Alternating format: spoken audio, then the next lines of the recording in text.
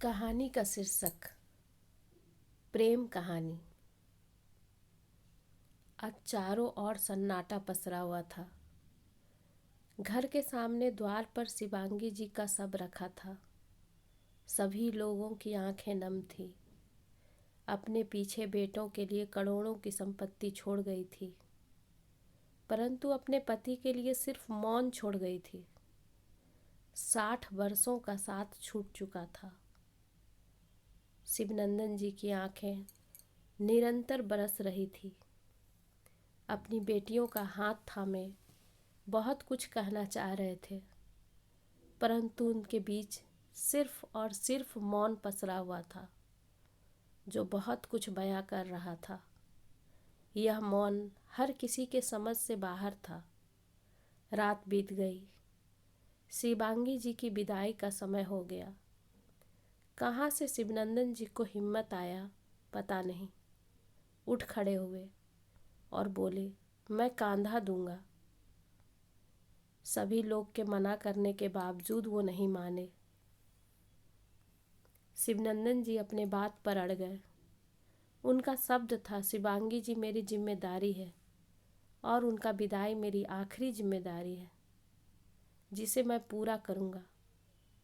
उनका ये वाक्य सबको रुला दिया। शिवांगी जी को दुल्हन की तरह सजाया गया। जेठ की तपती दोपहरी में खाली पांव नदी के रेत पर आगे आगे शिवांगी जी का डोली और उनके पीछे शिवनंदन जी अपने डंडे के सहारे आगे बढ़ रहे थे। ये नज़ारा देखकर परिवार और गांव के लोग हतप्रभ थे कि इस भरी दोपहरी में जवान आदमी का हिम्मत साथ नहीं दे रहा है, परंतु शिवनंदन जी पर उनके उम्र का असर दिखाई नहीं पड़ रहा था। शिवांगी जी को विदा करके सब परिवार घर वापस आए। सब बरामदे में पड़ा चौकी पर बैठ गए। शिवांगी जी के सारे पोते पोती नाती नातिन सब उनके पास बैठ गए। सब परेशान थे। सभी पूछ रहे थे, आप ठीक है ना दादू? आप ठीक है ना नानू?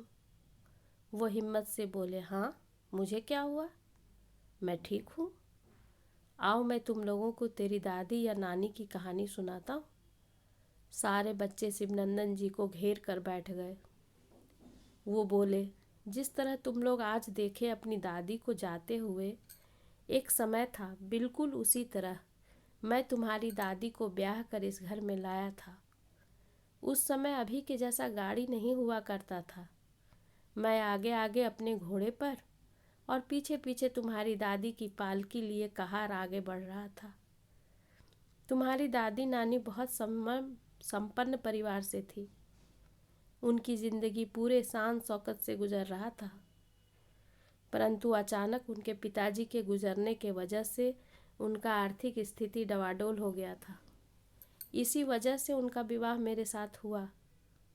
जब वो यहाँ आई तो उन्हें एक टूटा फूटा घर और परिवार के नाम पर मेरी माँ को छोड़कर कुछ नहीं था। जब वो पालकी से उतरी, मेरी माँ उसे अंदर ले गई। वो इस घर को देखी तो देखते रह गई और उस दिन से लेकर आज तक एक एक तिनका सहेज कर इस घोंसले को अपने अनुसार सजाई। मैं उसकी आंखों को पढ़ते गया और उसके सपनों को उसके साथ मिलकर संजोते गया।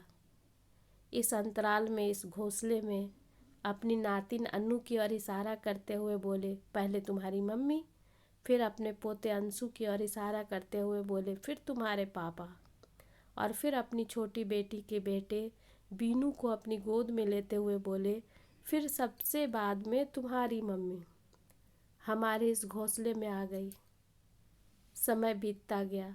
शिवांगी जी का एक वाक्य, ये महल सा दिखने वाला घर जब मैं आई थी तो बिल्कुल टूटा फूटा था। वो बिना किसी को बताए रह नहीं सकती थी और मैं ये बोलते समय उनकी चमकते चेहरे को देखकर मुस्कुरा कर रह जाता। अब तो वो चली गई। अब तुम लोग बताओ, क्या इस घर को हमेशा इसी तरह सजा संवार कर रखोगे? आपस में प्रेम से रहोगे? सभी बच्चे एक साथ बोले, हाँ दादू, हाँ नानू, रखेंगे। ये सुनकर शिवनंदन जी के चेहरे पर एक सुकून भरी मुस्कान आ गई। उनका गला रूंधने लगा। वो बच्चों से बोले, पानी पिलाओ, तेरी दादी बुला रही है। वो कहीं भी चली जाएगी, बिना मुझसे लड़े उसे चैन नहीं मिलेगा। पानी लाओ। बच्चे चिल्लाए, मम्मी दादू को पानी दो। उनकी बहू पानी लेकर आई। साथ में सारा परिवार आया। शिवनंदन जी पानी पिए और बोले, मैं बोला ना कि उसे चैन नहीं आएगा, देखो आवाज़ दे रही है। और ये बोलते बोलते उनकी आंखें बंद हो गई। ये थी उनकी प्रेम कहानी। धन्यवाद दोस्तों। अगर आपको मेरी कहानी पसंद आए तो कृपया लाइक करें और सब्सक्राइब करें।